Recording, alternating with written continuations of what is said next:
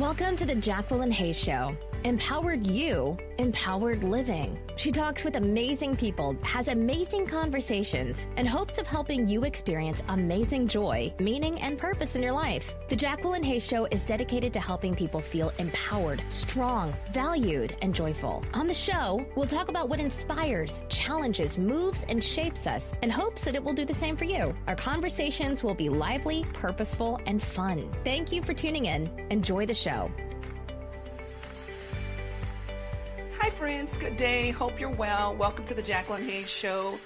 I am super excited about today's episode. I've got an amazing guest in the studio, W. Tucker with Healthy and Fit After 40. I had the opportunity to interview on W. Tucker's show a few weeks ago. We had a great conversation, and I said to him, oh my goodness, I must have you on my podcast so that you can share your nuggets of amazing wisdom with my community. So I am super pleased to introduce to you my guest, W. Tucker.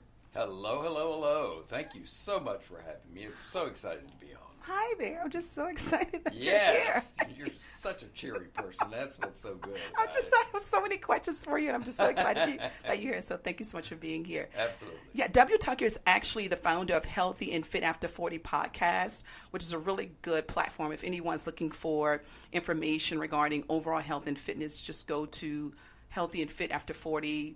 Yes. And it's also an app on Android, and it also is on iTunes, Spotify, Radio, all those. Yeah, you guys, if you're listening and you just want some really good health and wellness tips in terms of just how to handle your health overall after 40, because we'll talk about this during the episode, is that it seems like at a certain point in life after 40, your body just goes in this weird direction. So W. Tucker and I are going to just have a great conversation about how to actually do your best to be healthy and fit after 40, because I think after 40, that's when life gets super delicious and amazing, right? Yes, it is actually. Yeah. So tune in and enjoy and have some fun with this. So W. Tucker, why don't you take a moment to tell our audience about who you are, how you got started, and we'll start there. Sure. So I started life as an architect. Took many years to do that. Got into it. Didn't like it. So, I don't like this. What can I do? So as a result of that, I became kind of a serial entrepreneur. Okay. And have had lots of businesses, and et cetera, et cetera. At the age of 35, interesting age, your body starts to change. Now, it's changing all the time, but for me, that was the age at which I started to see things differently. And I gained 30 pounds. Okay. So that was an eye-opener. So unusual weight gain was one thing that you noticed that was Yes. different. And I remember, I think what we do as humans is we delude ourselves often. Mm-hmm. And we don't realize what's happening. So I saw a picture of myself in front of some friends in front of a car. We were on a road trip. And I said to myself, was the wind blowing? What is it that's under my shirt? It was my stomach. It was not the wind. I've done that as well. That's And why I'm laughing. Thought, oh my gosh, that's me. How did I get like that? Yeah. And so that was kind of the eye-opener. I mean, I didn't realize that I had gained so much And weight. isn't it something how I guess because you walk along with yourself all the time that you don't really realize when things change like that, because and when you look at a picture, it's like, oh my gosh, is that me? Like, that's how I look when I look in the mirror. Like, how's the picture so different? Well, I think at that point I wasn't looking in mirrors. Okay. Because I kind of knew, but didn't know, kind of deluding myself, as I said. Interesting. And so that was kind of the eye-opener for me. Okay. That one moment was like, okay, things are not going to be the same from now on out. And that was what got me interested in not only getting myself so that, at that point you think, oh my gosh, this is the body I'm given and I'm going to have to ride it the whole trip. Right, the whole trip. And so... the whole trip, the yes. whole trip. Yeah. And so it's like, got to have a good body, Interesting. Okay. So I've got to make sure this vehicle gets me there. Yeah, turn into a nice, sexy Maserati. Get you on down the road. Enjoy the journey. So that is what got me into, and at that point, I wasn't doing healthy after 40 because I wasn't 40, but it was just healthy as you get older. So at 35, you noticed that, okay, wait, I need to pull over, take a look at myself, see what's going on because I don't like what's showing up in the pictures. And so kind of walk us through your journey of just making the shifts and transition to become more healthy and fit. Sure. So as a guy, your instant reaction is I need to go to the gym. Okay. That's what all guys think. Okay. You know, they don't necessarily think about diet but they do think about going to the gym. Okay. That's kind of the default. Okay. I'm a guy, I'm going to go to the gym. So that's what I did. I joined the gym, and I don't think I changed my eating habits enough, and I don't have the kind of inheritance that would get me lots of muscles. Okay. So I didn't really see the effects that I wanted from just going to the gym. Mm-hmm. And I think a lot of guys are like that because what you don't realize is you can go to the gym and do stuff, but it may not have the effects you want it to have. Because there's a whole other thing potentially going on with inside the body, right? Yes. And we're going to just kind of veer off and come back here, and you can just tell me your thoughts in terms of, I'm not sure how your lifestyle was at the time, but cortisol, which is one of those hormones that it courses through the body over and over, and it causes us to retain weight. And so no matter how much you work out, yes, that the body just does not give. Like you may lose a pound or two here, but in terms of like drastic weight loss, when you have like a high amount of cortisol running through your body all the time, that adrenaline hormone, it just makes it difficult to lose weight because the body's in that fight or flight mode all the time. Absolutely. But as I said, there's so much mental to it, and I think early on people don't understand that, and I think people don't understand that even now. And so, as I said, going to the gym for the guys, they don't understand why. Well, I'm going to the gym. Why am I not losing weight? Well, dummy, you know, as they say now, bodies are made in the kitchen. Bodies are made in the kitchen. Bodies I like that. Made in the kitchen, not the gym. Okay, tell us more about that. So that means that what you eat has much more effect on what you look like than going to the gym. Mm-hmm. And your mental then becomes integral to all of that. Indeed. And I think that when that has been really, really emphasized to me the older I got. Because I realized that you could have a great diet, go to the gym, but it still may not work because you've got to be mentally there. You've got to understand what it is you want. Okay. In terms of the mental to get there. Okay. So tell us about your experience. So you started going to the gym thinking, okay, maybe if I work out more, it'll help me lose weight or kind of lean out and trim down my abs. Right. And then you made some dietary changes.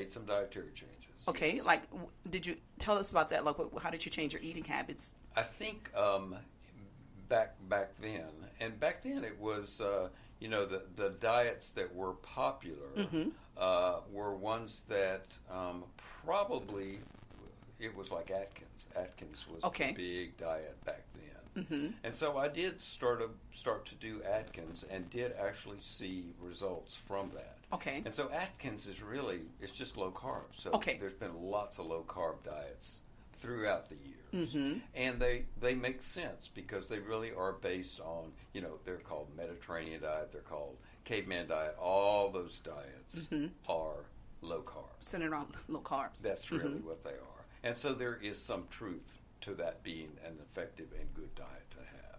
Okay. So maintaining healthy carbs, and let's talk about the mindset aspect of it. Yes. What type of mental shifts or changes or adjustments that you make? So one of the things that I started doing way back then and still do to this day is journaling. And journaling is a mind exercise. I have so many questions for you, and I'm so excited in just a variety of ways that you actually journal, which I think is healthy, right? Yes. So tell us about why you journal and So your I journaling started process. journaling because I realized that there was so much going on that was keeping me from having healthy exercise, having healthy diet, and I had to get to the bottom of that. I had to get to the roots of why I resisted and had such bad habits. Wow. And so that was truly, truly what got me changed, so that I did end up losing the weight, getting a better, just a better mental attitude. Okay. So W. Tucker, I have so many questions in terms of, let's talk about how did she even come up with the idea to start journaling? Because most men, not all, most Right. men don't like expressing their emotions or their thoughts in that way. Well, I think if you do it privately, Yeah. it's okay. Okay. Yeah. Yeah. And I read a book, several books actually, Okay. and have always kind of listened to self-help sort of things. Mm-hmm. And journaling seemed to be the thing that stuck out to me that I thought I could do, Mm-hmm.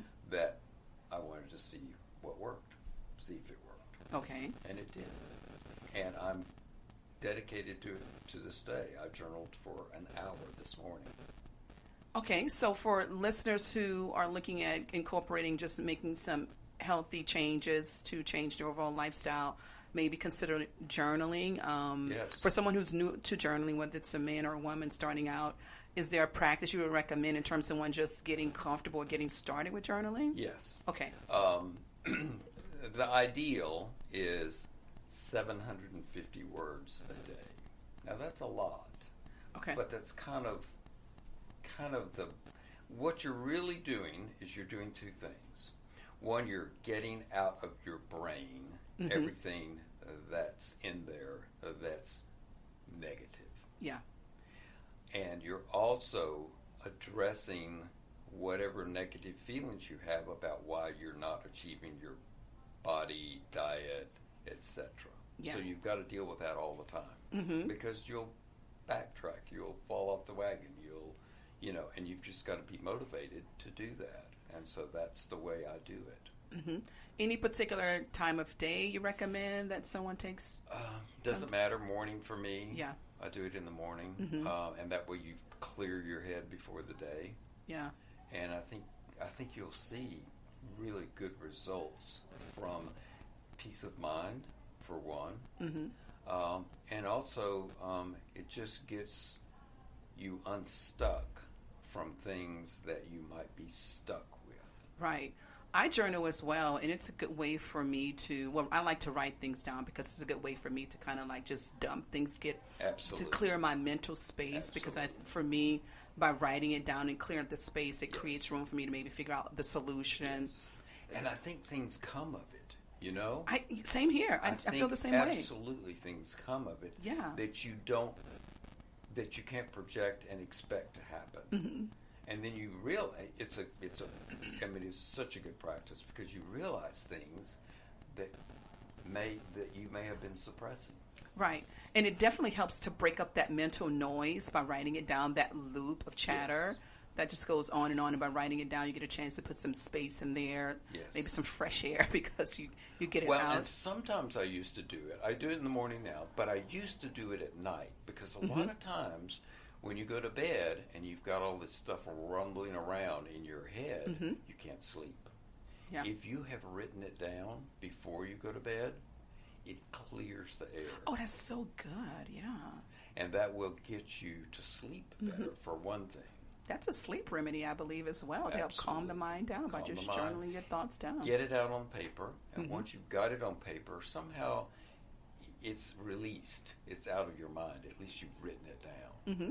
And I think I used to do it at night for that reason. I don't have sleep problems anymore, so now I do it in the morning. Okay. Because now it's like a way for me to clear the air for the day. Mm-hmm.